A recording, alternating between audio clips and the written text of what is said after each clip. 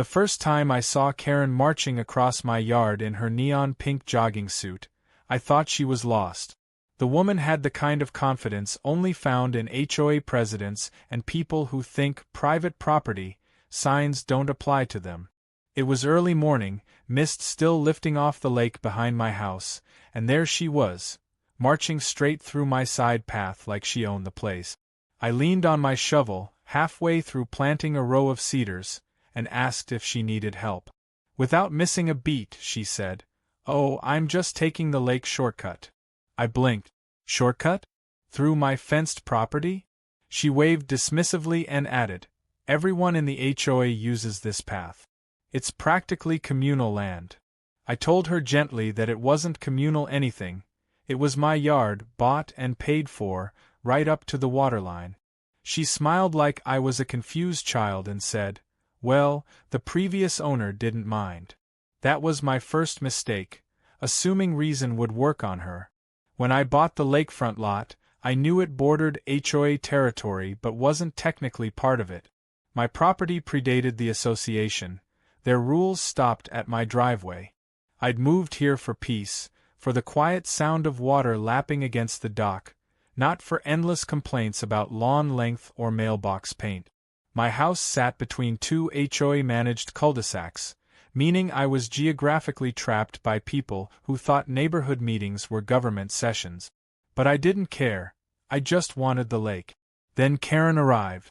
She was new, recently elected HOA president after, as the gossip went, staging a small coup over some disagreement about trash bin placement. Her house didn't even border the lake, it was 2 streets up. Yet she seemed determined to act like she ruled every inch between her porch and the shoreline. Over the next week, I started noticing a pattern. Every morning, joggers and dog walkers would cut through my yard, stepping over my flower beds like it was a public park. Kids on bikes would dart down the path, leaving tire grooves in the soft soil. Someone even leaned a kayak against my fence. I asked one man where he was going, and he replied, "The HOA path, dude." That's when I realized Karen hadn't just been trespassing, she'd been telling everyone the land was open access. I checked the old property maps to be sure. My deed included everything right down to the edge of the lake, confirmed and notarized. There was no easement, no right-of-way, no shared use. So, I did what any normal person would do. I bought lumber, dug post holes, and built a gate. I made it tall, solid, and clean, cedar boards stained walnut, topped with black iron hinges. It wasn't decorative, it was a statement. A big sign on it read, "Private property. No access beyond this point." I even added a lockable latch, though I didn't bother locking it that day. Within an hour, Karen appeared. I swear she must have been watching from a window. She stormed up the path, face red, HOA clipboard in hand, and demanded, "What do you think you're doing?" I told her, truthfully, that I was protecting my property from trespassers.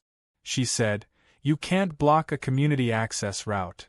I pointed to my deed sitting in a plastic folder on the sawhorse and said, "You mean my private yard?" She ignored it, snapping pictures with her phone like she was documenting a crime scene. "You'll be hearing from the HOA about this," she warned, as if that meant something to someone who wasn't in it. 2 days later, I found a letter taped to my mailbox with the HOA logo stamped on top. It accused me of unauthorized obstruction of community pathways and failure to comply with neighborhood aesthetic standards. The letter threatened fines, which made me laugh because again, I wasn't under their jurisdiction. I wrote a calm, polite reply explaining that they had no authority over my land and that continued trespassing would be considered harassment. I even included a copy of my property deed, highlighting the boundary line. Then I mailed a copy to the county zoning office, just in case Karen tried to pull something creative. I thought that would end it. It didn't. That Saturday, I came home from the hardware store to find the gate gone. Not opened. Gone. The posts were ripped out, hinges scattered like teeth in the dirt.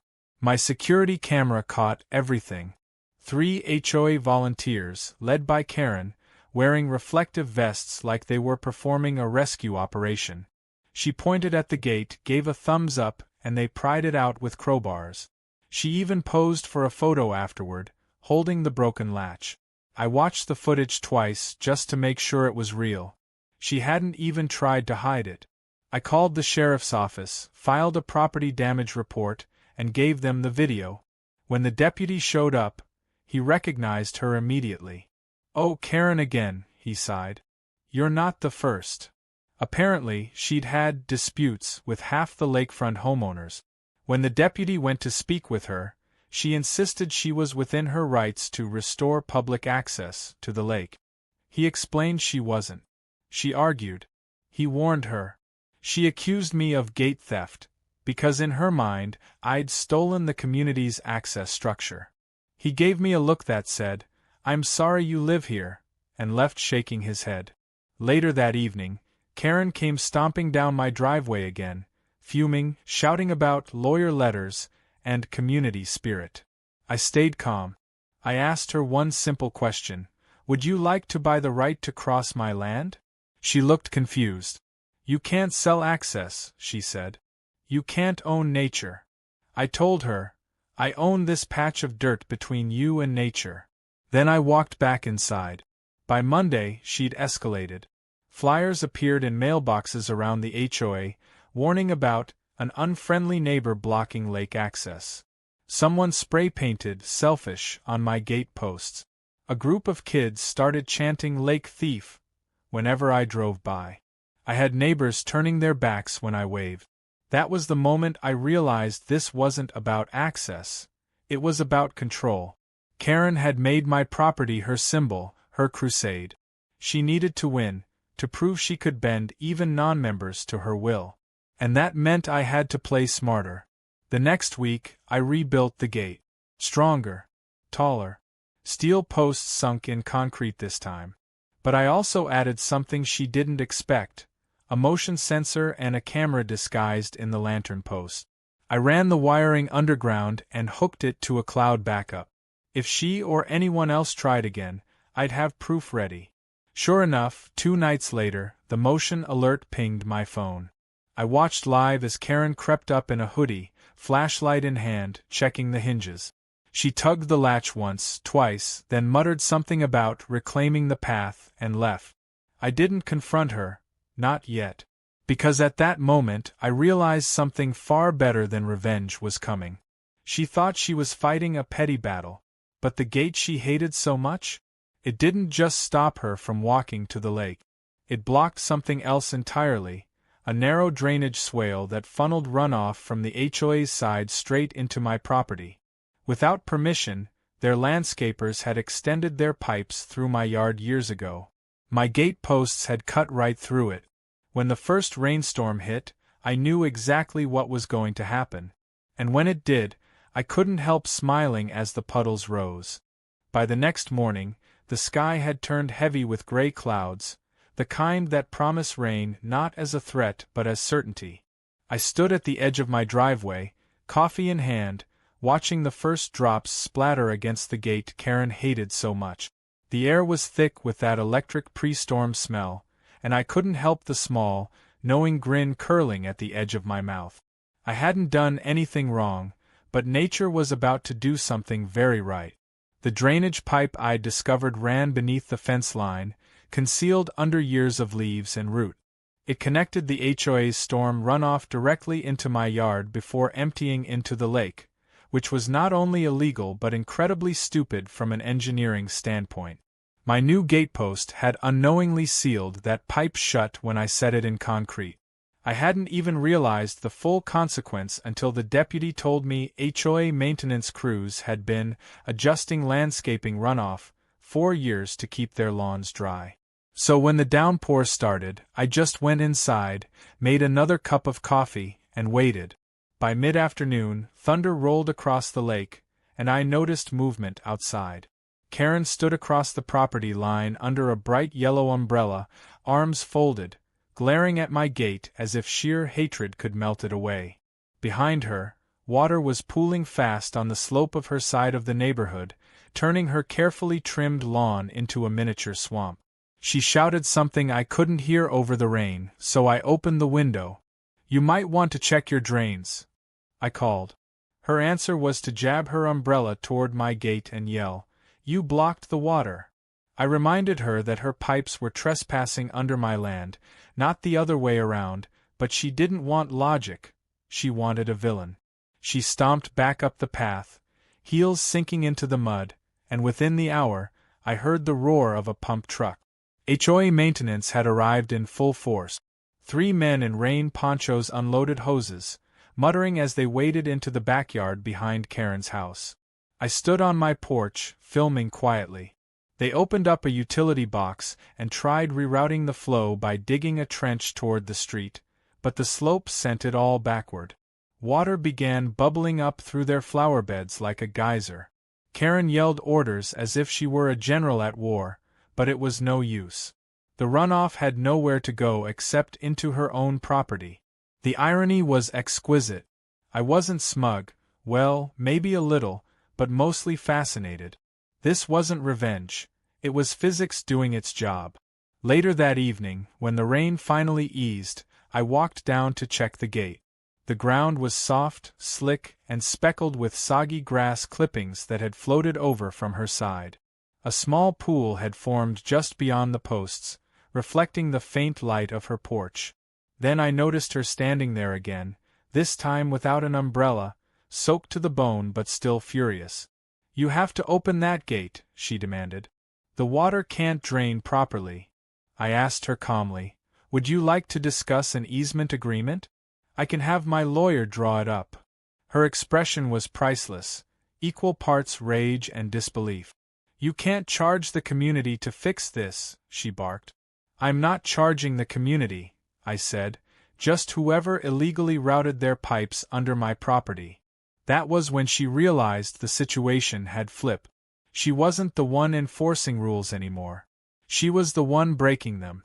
The next morning, my phone buzzed with an email from the county zoning office. Apparently, the HOA had filed a formal complaint against me for unauthorized obstruction of drainage infrastructure. The attached document claimed my gate had caused environmental flooding and demanded immediate removal. What Karen didn't expect, though, was that I'd already filed a counter-report with photos and property maps showing their pipe intrusion. The inspector scheduled a visit for the following day. I didn't even have to argue my case. Facts were on my side. Still, I cleaned up the yard, trimmed the edges, and made sure everything looked picture-perfect. If there was one thing bureaucrats appreciated, it was neatness. When the county truck rolled in, the inspector, a quiet man with mud-stained boots, walked the property line with me. He examined the exposed section of pipe I'd unearthed after the storm, nodded slowly, and jotted notes. Then Karen appeared again, clipboard in hand, accompanied by 2 HOA board members who looked like they'd rather be anywhere else. She launched straight into her speech about community flow rights and traditional access.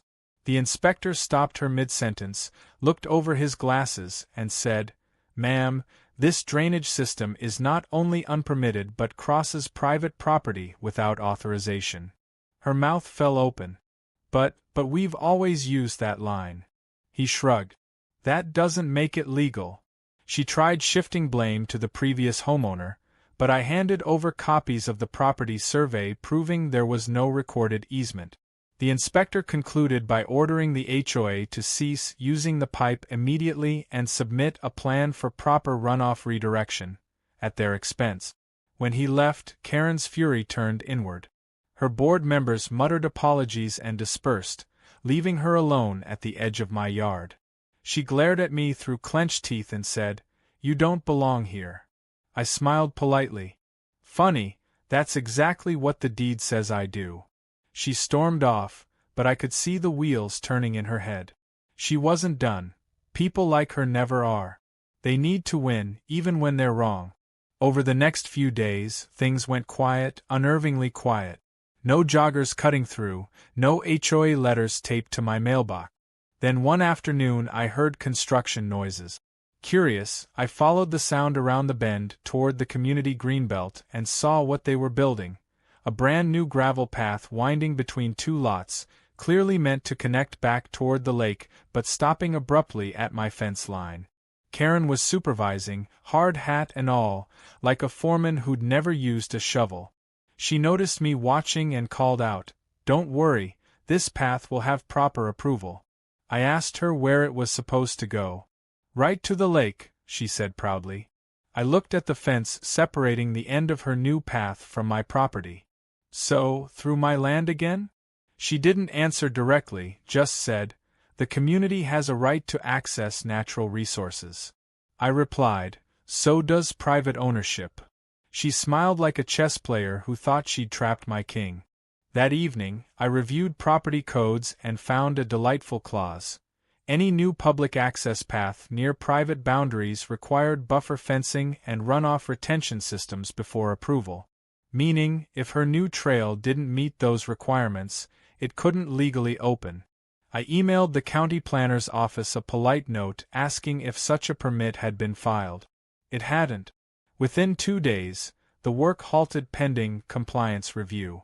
Karen was livid. She marched back down to my property line, accusing me of sabotaging the community project.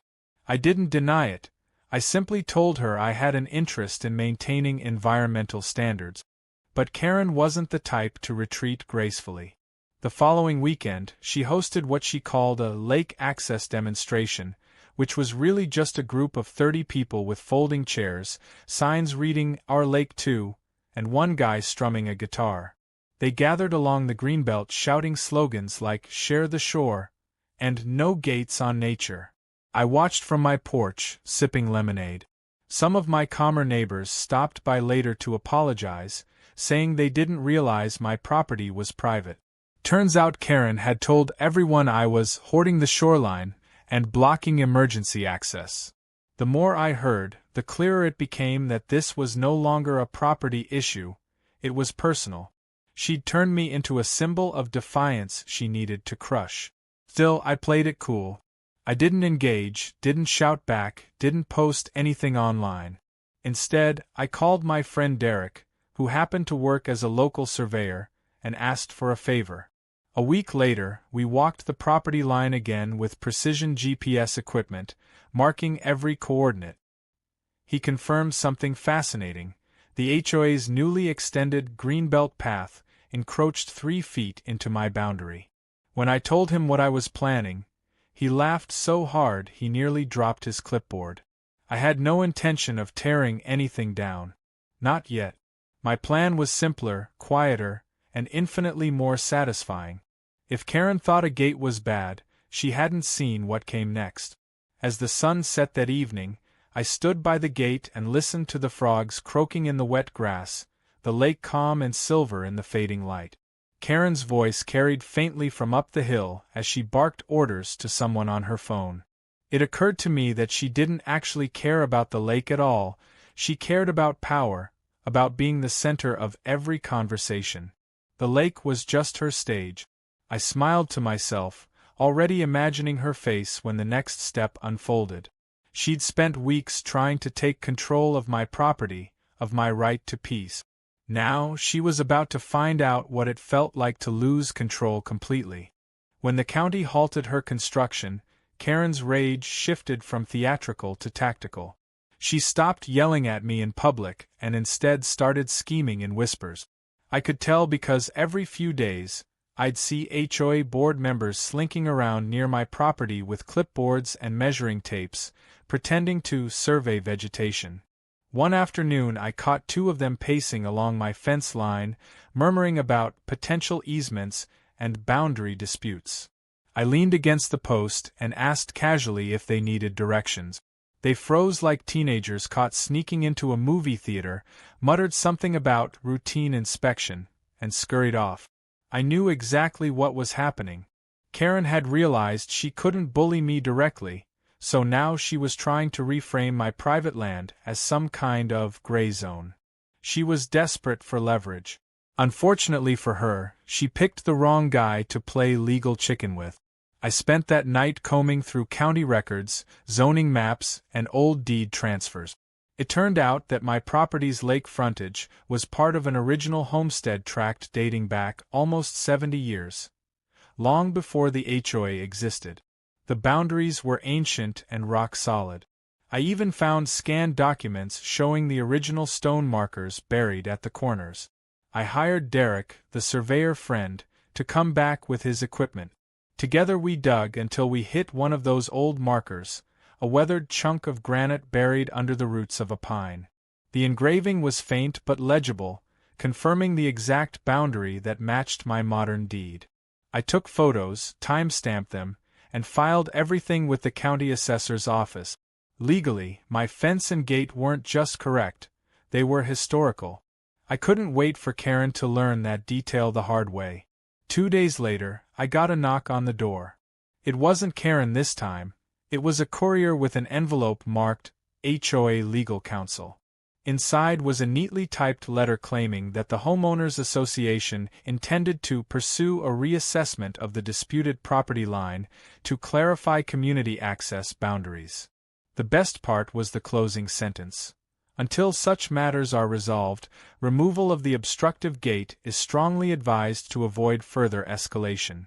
I almost laughed out loud. It was like watching someone threaten to arrest the weather. I sent a polite reply to their lawyer explaining that there was no dispute recognized by the county and that any further interference would be considered trespassing. Then I attached copies of my documentation, including the photos of the granite marker. I didn't hear back immediately, but I knew Karen had.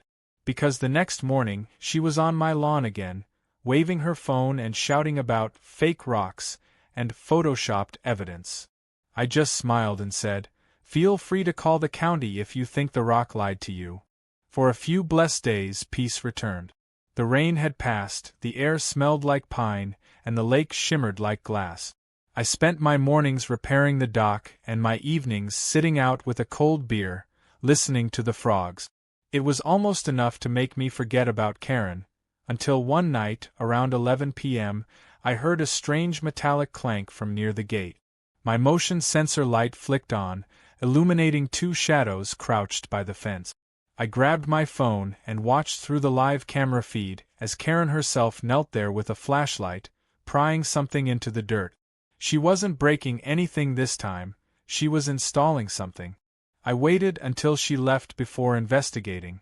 The next morning, I found a shiny new HOA property boundary sign staked into my grass, complete with their logo and contact number. I laughed so hard I nearly dropped my coffee. She had literally tried to mark my land as hers. I didn't pull it out immediately. Instead, I called the sheriff's office again and reported illegal signage on private property. The deputy, same one as before, showed up, took one look, and sighed. "She just doesn't quit, does she?" he said. He documented the sign, took a few photos, and removed it himself. Later, I learned that the HOA was fined for unauthorized posting outside their jurisdiction. Apparently, the county had gotten tired of Karen's antics too. But what happened next was pure gold. Because that fine, while small, didn't sit well with her neighbors. They'd started realizing how much her crusade was costing them: legal fees, project delays, and now municipal penalties. I overheard one couple at the local cafe muttering about how Karen's lake obsession was draining their community fund. The whispers were spreading. A few days later, I received an anonymous envelope in my mailbox. Inside was a single sheet of paper with a photocopy of an HOA meeting agenda. One item was highlighted in yellow: discussion, President's ongoing lake access initiative, budgetary impact and potential censure. Someone inside her own board had decided to leak it. I didn't know who, but I appreciated the gesture. I wasn't about to interfere directly, but I figured a little push wouldn't hurt. That night, I uploaded a short, calm post to the neighborhood forum, not the HOA's but the general community board visible to everyone around the lake. I explained the situation factually, with maps and photos, emphasizing that I supported public enjoyment of the lake, just not through private land. I ended it with, It's unfortunate that misinformation from certain individuals has caused unnecessary conflict. I didn't mention Karen by name. I didn't need to. The post exploded overnight. Dozens of comments rolled in. Some supported me outright, others demanded clarification from the HOA, and a few admitted they'd been misled about the so-called community path. By morning, the thread had hundreds of upvotes. Karen tried to respond under her real name, claiming I was spreading falsehoods, but it backfired. People asked for evidence. When she couldn't provide any, they started mocking her. I might have felt a little bad, if she hadn't earned every bit of it. The next evening, the HOA held an emergency meeting in their clubhouse, and though I wasn't invited, I parked across the street and watched through the window. The shouting was audible even from my truck. Karen stood at the front, red-faced, waving papers, while half the room gestured angrily back. By the time the meeting ended, she looked deflated, her perfect posture gone. I thought that might finally end the war. But Karen's ego was too stubborn to let her surrender gracefully. Instead, she went quiet again, which was somehow worse. She stopped showing up in person but began operating like a ghost. HOA newsletters started including little digs about neighbor cooperation and selfish obstructionists. I noticed a few unfamiliar cars slowing down near my driveway, people snapping photos of the gate. It was all psychological now, her way of reminding me she still existed, still watching. I refused to flinch. If she wanted subtle warfare, I could play that game too. One weekend, while walking along my dock, I noticed a plastic buoy floating near the edge of my property.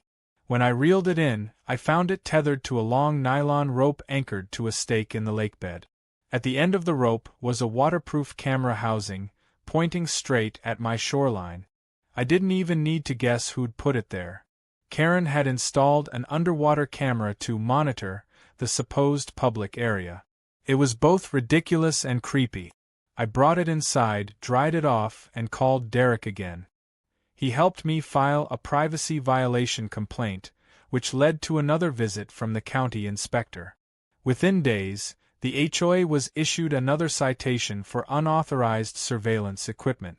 I was starting to lose track of how many times they'd been fined thanks to Karen's obsession. And still, she didn't stop. The next twist came one humid afternoon when I returned home to find a notice of intent taped to my mailbox. It claimed the HOA planned to petition the county to designate a public right-of-way through the Greenbelt, which would, conveniently, run directly into my gate. It was bold, reckless, and laughably doomed, but I knew Karen would try anything to save face. So I decided to give her something new to lose. I filed a permit to build a small storage shed near the gate, technically for gardening tools, but strategically placed to block any hypothetical pathway from aligning with my yard. It was perfectly legal, fully compliant, and impossible for her to challenge without contradicting her own beautification guidelines. When the construction began, Karen lost it. She marched over midday, shouting that I was expanding illegally. I calmly handed her a copy of my approved permit. She snatched it, scanned it, and muttered, "You think you've won, don't you?" I said nothing, just smiled and went back to my work. As she stomped away, I noticed her shoes sinking slightly into the soft earth near the boundary where her unpermitted path had begun. Water was seeping through again. I hadn't done a thing. The recent rainfall had just found its way downhill, right into her unfinished trail. For once, I didn't need to lift a finger. Nature had picked its side, and it wasn't hers. That night, I sat on my porch listening to the steady drip of rain from the eaves, the air cool and clean after another storm. My camera pinged with motion alerts again. Not Karen this time, but the HOA maintenance team, desperately laying sandbags along her property line to stop the flooding. The irony wasn't lost on me. All her effort to claim the lake had ended with her own land turning into a swamp. I leaned back in my chair, smiled, and whispered to myself, "Checkmate, Madam President." For a while it looked like the storm had washed Karen's ego down the drain with everything else. The HOA newsletters went back to their usual blandness about lawn care reminders and holiday decorations. No more community access updates, no more veiled jabs about selfish neighbors. Her voice disappeared from the meetings, and the lake path sat half-finished and silent, the gravel slowly sinking into the mud. But I'd lived here long enough to know peace around Karen was like the calm before a second hurricane. When people like her lose control, they don't admit defeat, they regroup. So when I saw a sleek black Lexus parked at the end of my driveway one afternoon, I knew the next act was about to begin. Out stepped a man in a tailored suit holding a briefcase, followed by Karen, wearing her most polished smile like a mask she'd practiced in the mirror. She introduced him as Mr. Hartley, our HOA's legal advisor. I could practically smell the invoice he'd send them later. Hartley shook my hand too long and said in a measured tone that they'd come to resolve our ongoing boundary misunderstanding amicably. I told him there was no misunderstanding and offered to show him the county's ruling again. He waved it off, saying they were considering alternate legal interpretations. I raised an eyebrow. Karen jumped in, trying to sound diplomatic but dripping with condescension. We just think there's been a historical oversight, perhaps due to the previous owner's informality. We can even offer you a small compensation for establishing an easement. She said it like she was doing me a favor. I leaned against my gate and smiled. Karen, I don't sell what I already own. But if you want to buy the entire property, I might consider a market offer. Her expression cracked for just a second before she turned to her lawyer, flustered. Hartley tried to salvage the moment by proposing a shared-use compromise, where the HOA would maintain a portion of the path in exchange for partial access. I told him maintenance wasn't needed and access was already denied. His tone stiffened. He mentioned community litigation, precedents, and negotiation in good faith. I countered with trespassing, property damage, and criminal evidence. It went on like that for 10 minutes, a polite fencing match of legal buzzwords, until I finally said, "You're welcome to file whatever paperwork you like. Just make sure to include the sheriff's case number for the destroyed gate." That ended the conversation. They left without shaking my hand this time. As the Lexus pulled away, I caught Karen staring out the window at my gate, her expression somewhere between hatred and awe. 2 days later, I learned she'd actually followed through on the threat. A notice arrived from the county mediation office informing me that the HOA had filed a civil petition to clarify easement rights. It wasn't a real lawsuit yet, just a step in that direction, but still enough to make most homeowners panic. I didn't. Instead, I called an old acquaintance of mine, Maya, a real estate attorney who specialized in boundary dispute. She laughed out loud when I explained the situation. "So they're suing you to use land they already admitted isn't theirs," she said. "This'll be fun." She agreed to represent me pro bono, partly because she loved a good fight and partly because Karen had apparently tried the same stunt years ago with one of her clients. It felt like poetic justice that her own reputation was now coming full circle. The mediation hearing was held in a dull government building downtown. Karen arrived in full theater mode, pearls, tailored jacket, and a binder so thick it could have doubled as a weapon. Hartley followed behind, lugging maps and photos like exhibits in a courtroom drama. Maya sat beside me, cool and amused, flipping through their materials with the ease of someone reviewing a child's homework. The mediator, an older man with the expression of someone who'd seen too many petty property squabbles, began the session by asking both parties to summarize their positions. Karen launched into a speech about tradition, community access, and the spirit of cooperation, peppering her argument with sentimental references to children playing by the lake. Then she handed the mediator a glossy aerial photo with my gate circled in red, labeling it obstruction. When it was our turn, Maya spoke for less than 2 minutes. She handed over the original property deed, the surveyor's certified report, and a printed copy of the county inspector's findings from the drainage dispute. Then she pointed to the paragraph in the HOA charter explicitly stating that association authority extended only to member properties. The mediator barely had time to sip his coffee before he said, "The HOA has no legal claim here. The land in question predates the association and is privately owned. Case closed." Karen's mouth opened, but no sound came out. Hartley stammered something about further review, but the mediator was already standing. He dismissed the session with a weary wave. It was over in less than 15 minutes. Outside the building, Karen tried to save face, accusing me of ruining community goodwill. I just said, "Karen, goodwill doesn't involve crowbars and fake boundary signs." She turned crimson and stormed off, muttering something about appealing. I doubted she would. Even Hartley looked like he regretted ever taking her call. I thought that was the end of it, but apparently humiliation only sharpened her resolve. A week later, I woke up to the sound of laughter, dozens of voices coming from the lakeside. When I looked outside, I nearly spit out my coffee. Karen had organized a community lake day, complete with tents, folding chairs, coolers, and a massive lake access for all banners strung across the greenbelt. The problem was, the only route down to the water was still my gate, and it was locked. I stepped outside to see a crowd gathering just beyond the fence. Karen stood at the front with a megaphone, declaring, "This lake belongs to everyone who calls this neighborhood home." The audience cheered. Some even started chanting, "Open the gate," like it was a protest. I couldn't believe the audacity. When she noticed me, she smiled triumphantly and said, "Would you care to do the honors and let your neighbors enjoy nature?" I shook my head. "Karen, this isn't a community beach. It's my yard."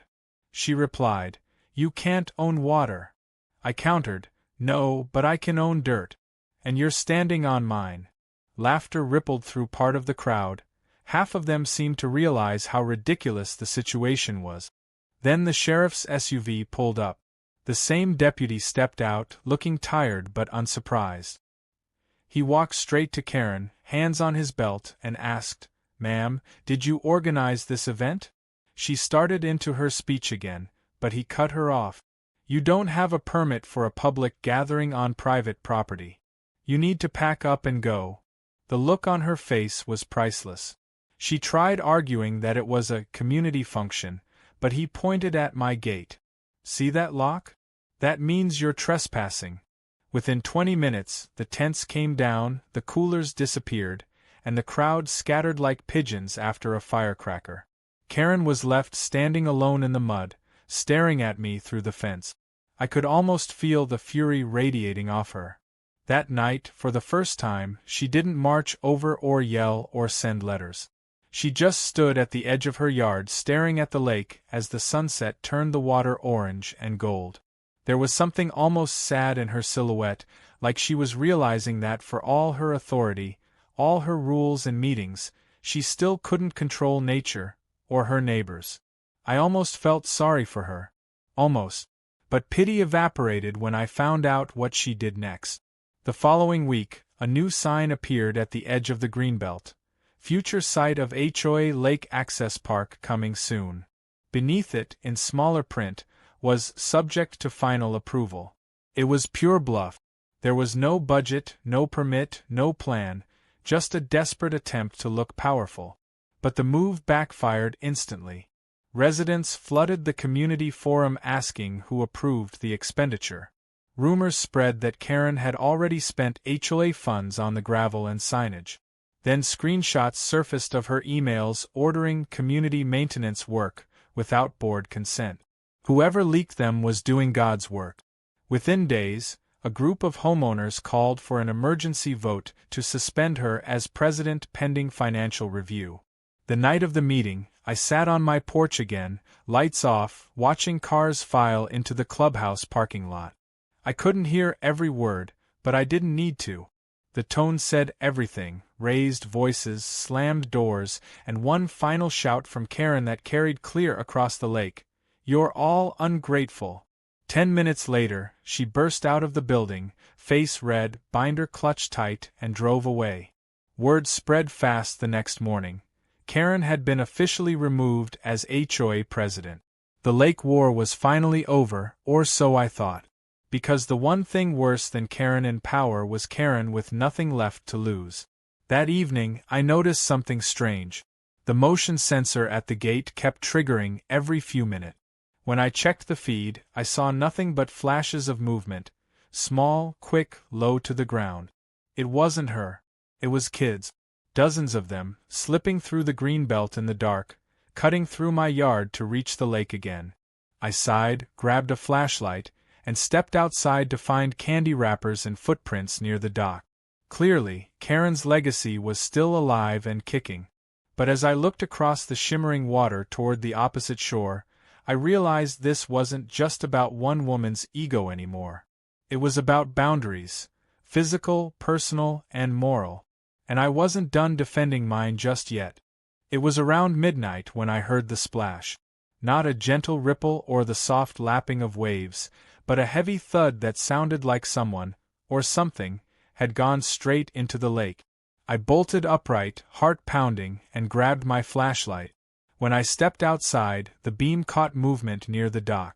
For a moment, I thought it was just one of the neighborhood kids sneaking another late-night swim, but then the figure turned and I saw the unmistakable glint of blonde hair under the moonlight. It was Karen. She was knee-deep in the water, tugging at something tangled in the reeds. I called out, "Karen, what are you doing?" Her head whipped around, eyes wild, face streaked with tears, or maybe lake water. "I'm fixing what you ruined," she shouted.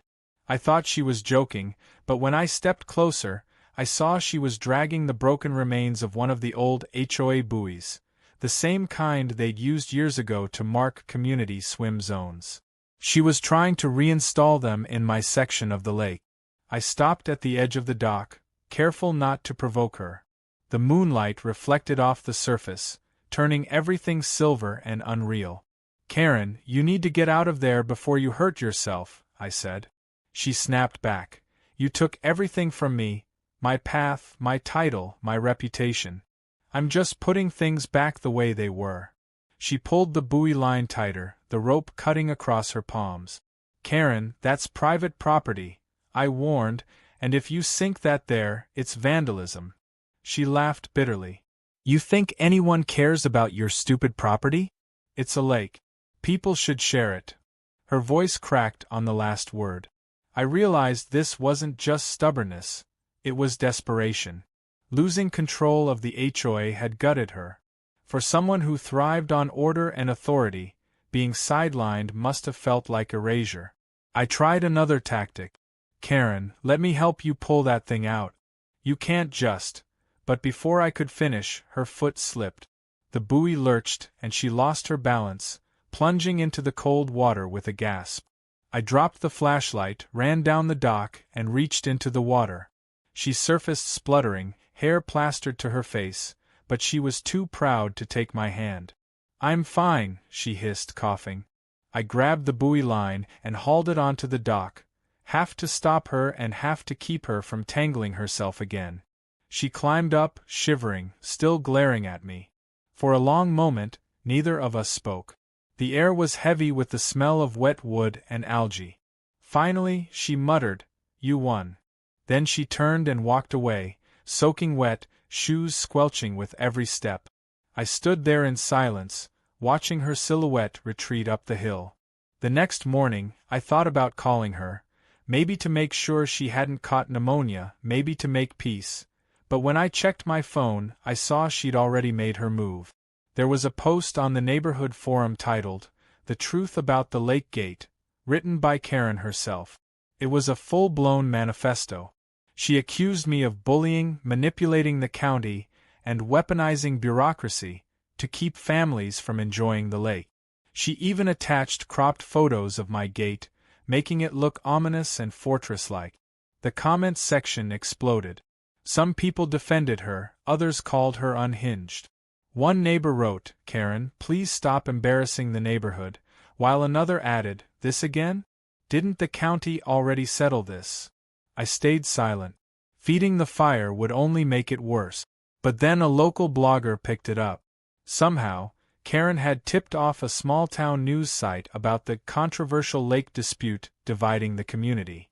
They posted her side of the story, complete with dramatic language about a homeowner hoarding natural resources and an oppressed HOA fighting for fairness. My phone started buzzing with unknown numbers.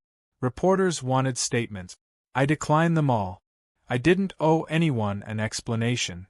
Still, the attention reignited the whole mess. Cars started parking near my driveway again, people craning to see the infamous gate. Some even took selfies with it, laughing like it was a tourist attraction. That weekend, I found a rock thrown at my mailbox with the words, "Lake Thief," scrawled on it in marker.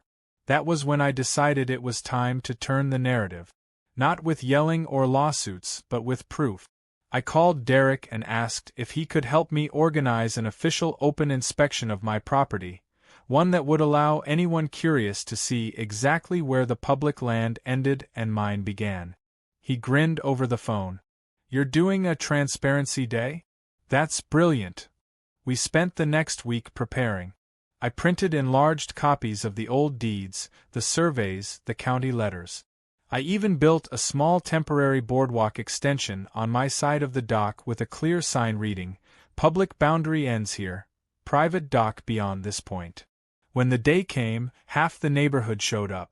Some out of curiosity, some to gawk, and a few loyal Karen supporters hoping to catch me in a lie. Derek walked them through the entire layout, explaining every marker and legal boundary.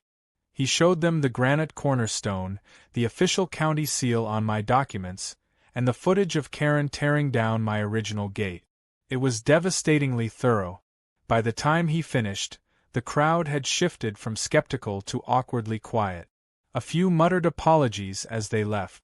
One of Karen's former board allies actually shook my hand and said, "We didn't realize how far she went." I didn't gloat, but I'll admit the vindication felt sweet. Karen didn't show up that day, but she made her presence known later. That evening, my security camera caught her walking by again, this time alone, stopping at the gate for a full minute before turning back. No vandalism, no confrontation, just standing there, staring. I couldn't tell if she was angry or defeated. The next morning, I received an envelope with no return address. Inside was a folded piece of paper with only 5 words written on it. It was never about access. I sat there staring at it for a long time, trying to parse its meaning. Was it an admission? A warning? Or just her way of reminding me that the war had never really been about property? It was about control, power, and the illusion of being in charge of something bigger than herself. For a few weeks after that, life genuinely returned to normal. The kids stopped sneaking through, the forum threads died down, and the gate stood quietly like the last monument of a forgotten feud. I even started fixing up my garden again, planting hydrangeas along the fence line where the old path used to be. One afternoon, while trimming the shrubs, I heard footsteps and turned to see Karen's husband standing there, someone I'd barely seen throughout all this chaos. He looked exhausted. "I just wanted to apologize," he said quietly. "She's going through some things. Losing the HOA hit her hard."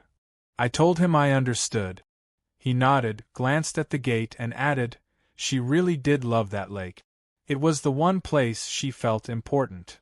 Then he left, and I found myself thinking about how entitlement often comes from insecurity, how people like Karen build little kingdoms out of nothing because the real world never gives them power that lasts. A few days later, the final twist came, unexpected, poetic, and completely out of my hand. A massive storm rolled in overnight, the worst in years. Winds tore through trees, rain hammered the roofs, and lightning lit the sky like flashbulbs. When it was over, I stepped outside to survey the damage. My fence was fine, the gate still stood strong, but half of the old HOA's unfinished trail had washed away, collapsing into a muddy trench that led straight toward the greenbelt. Down by the lake, one of their ornamental benches had floated clear across the water and beached itself against my dock. I pulled it ashore and noticed the metal plaque on it, dedicated to community unity, HOA 2012. I couldn't help laughing. I left it there, half buried in mud, a fitting relic of Karen's empire. That afternoon, a county truck came through the neighborhood to inspect storm damage. The inspector, the same one who'd sided with me months earlier, chuckled when he saw the bench. "Guess nature's picking favorites again," he said. I told him he wasn't wrong. As he drove away, I looked across the now empty greenbelt. Karen's house was dark, curtains drawn. She hadn't been seen in days. Later I heard from another neighbor that she'd resigned from the HOA entirely and put her house up for sale. Apparently, she'd told them she needed a fresh start somewhere less toxic. That line made me laugh out loud. She had poisoned her own well, and now she was leaving because she couldn't stand the taste. When her moving truck finally rolled out 2 weeks later, I watched from my porch, not triumphantly, but quietly. There was no gloating, no satisfaction in seeing her go. Just a strange calm, like the lake itself had finally exhaled. The gate still stood, of course, sturdy as ever, but I left it unlocked that day. Maybe out of irony, maybe out of closure. The sun glinted off the latch as a breeze rippled through the trees. For the first time in months, I didn't feel like I was defending anything. I'd won, sure, but more importantly, I hadn't lost myself in the fight. And if Karen ever did come back, I knew one thing for certain. The gate would still be there, waiting, not as a wall, but as a reminder of what happens when someone mistakes power for ownership. It had been almost 3 months since Karen's moving truck disappeared over the hill, yet the imprint of her presence still lingered in small, strange ways. Every now and then, I'd catch myself glancing toward the old greenbelt, expecting to see her neon windbreaker cutting across the grass, clipboard in hand, barking orders. Instead, there was nothing but silence and the occasional heron gliding low over the lake. The HOA, now under new leadership, had gone quiet too. No more letters, no more community updates. The new president, a mild-mannered engineer named Mark, stopped by once to introduce himself and promised that they had no interest in revisiting old disputes. I shook his hand and believed him. But while the war was over, the aftermath still had to settle, and as anyone who's dealt with a Karen knows, peace after chaos feels almost unnatural. It's like waiting for a storm you're not sure is really gone. The first sign of real closure came one chilly morning in late autumn when a delivery truck pulled into my driveway. The driver handed me a package with no return label. Inside, wrapped neatly in brown paper, was a small framed photo, an aerial view of the lake taken from a drone. My property line was visible, the gate perfectly centered, sunlight glinting off its hinges. On the back, in neat handwriting, were the words, "Boundaries make peace possible." There was no signature, but I didn't need one. Karen had always been meticulous about her handwriting, the kind that looked more like an architect's blueprint than cursive. I stood there for a long while, the morning wind rippling the lake, and felt a strange sense of release. Maybe it was her way of saying goodbye, or maybe it was just one final move in her endless game of control. Either way, I hung it in the hallway, not as a trophy, but as a reminder that some battles are worth fighting if only to remind people where lines really are. With her gone, life around the lake took on a softer rhythm. The kids who once sneaked through my yard now waved from the path, and the neighbors who'd once avoided me started stopping by to chat. One evening, Mark invited me to the first HOA meeting since the election, just as a friendly observer. I almost declined, but curiosity got the better of me. Inside the clubhouse, the atmosphere was completely different. No shouting, no finger-pointing, just calm discussion about tree trimming and trash schedules. When the topic of the lake came up, Mark turned to me and said, "We'd like to create a proper community dock on our side of the water, completely off your property line, of course.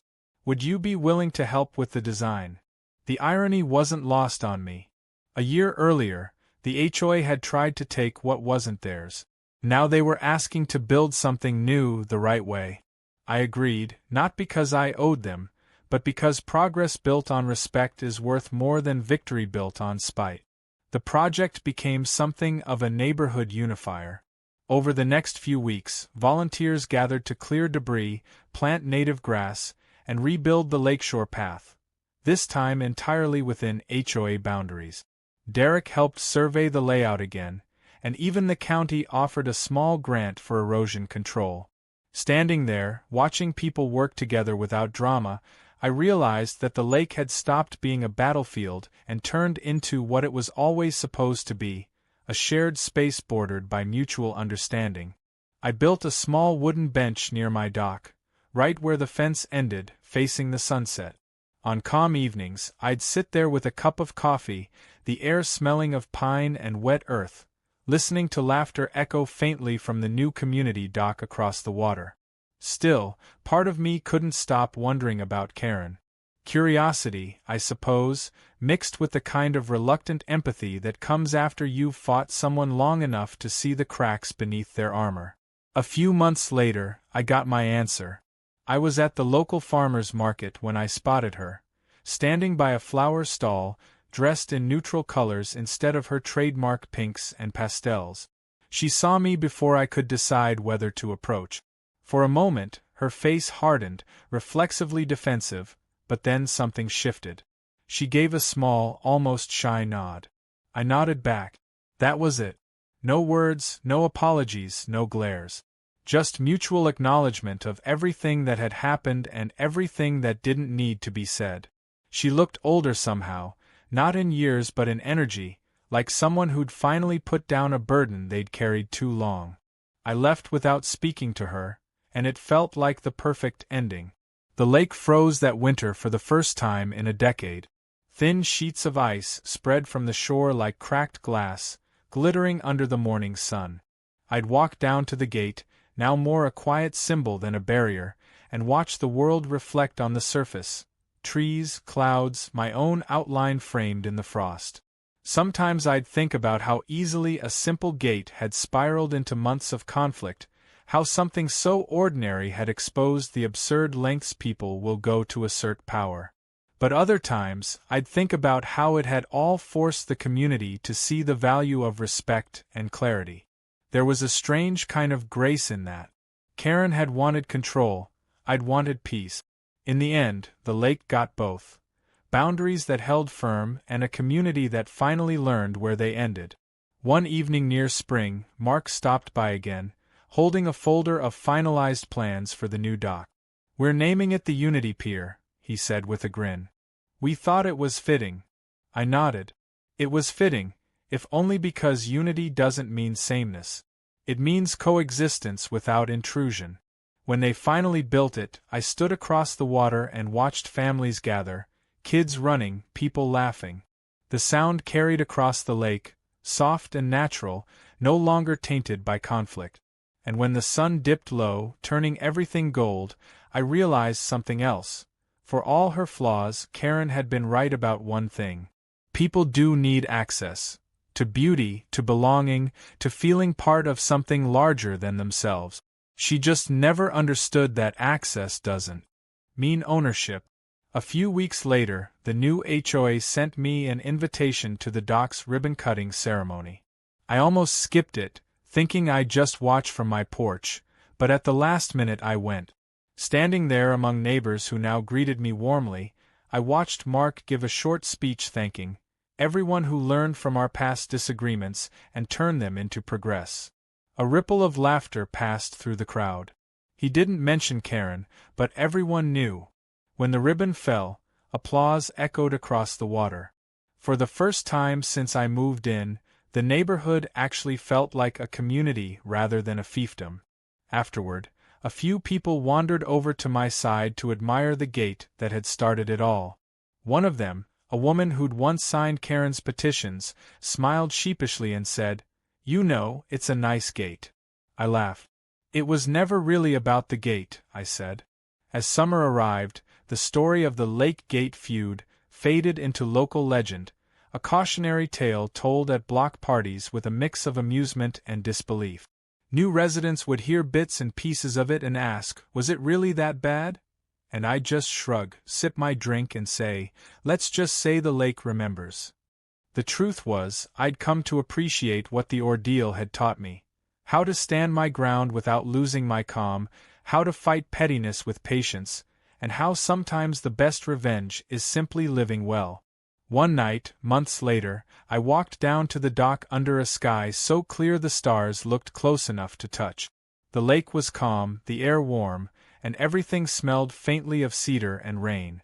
I sat on the bench, the one that still held the old Community Unity plaque, and for the first time in a long time, I felt a kind of peace that wasn't born from winning but from understanding. I thought about Karen, wherever she was, probably trying to organize someone else's neighborhood now, and I wished her well. Because in the end she'd given me something I hadn't known I was missing, the satisfaction of finally, truly belonging somewhere. When I got up to leave, I glanced at the gate one last time. The wood had weathered to a soft gray, the hinges creaked faintly in the wind, and a small family of wrens had built a nest in the corner post. I left it unlocked again, just as I had the day she moved out. Some gates are meant to keep people out. Others are meant to remind them where home begins. Mine, I realized, had become both.